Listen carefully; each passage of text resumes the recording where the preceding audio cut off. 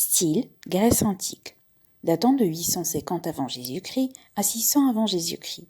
Principaux architectes, Ixinos, Callicrates, Carpion, Pharmélion, Phaex, Phidias, Alius Nican, Liban d'Hélice et Satyros.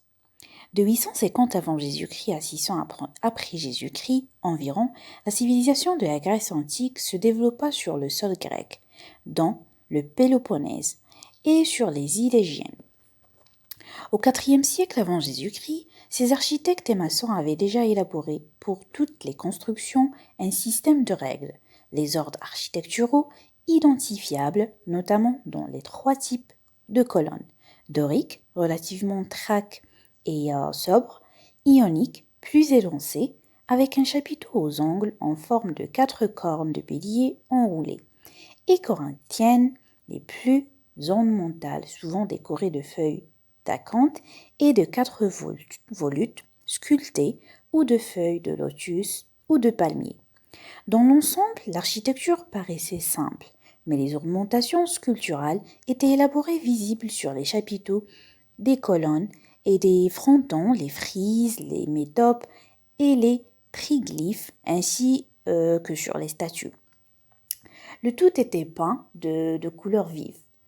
Les temples et théâtres étaient les édifices les plus importants, associant de manière complexe illusions d'optique et de proportions équilibrées. Au 5e siècle avant Jésus-Christ, l'acropole d'Athènes fut construite sur une colline rocheuse.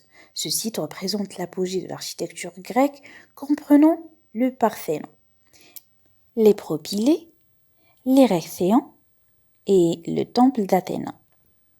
Achevé en 432 avant Jésus-Christ, le Parthénon est fondé sur la proportion dorique de 9-4 et présente aussi des caractéristiques ioniques, contrairement à la plupart des temples grecs ayant en façade 6 colonnes de soutènement en marbre.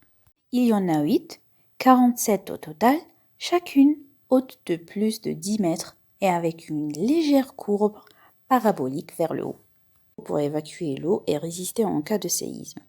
Par exemple, on a le temple d'Héphaïstos en 449-415 avant Jésus-Christ. Pour les principales caractéristiques, considéré comme le père de l'urbanisme, Epidamos de Milet, 5e siècle avant Jésus-Christ, concevait les cités en les structurant suivant une grille, avec des rues parallèles, des espaces publics au centre, et en y regroupant fonctions et activités. Les ordres architecturaux furent appliqués dans une grande diversité de constructions, publiques, religieuses ou privées.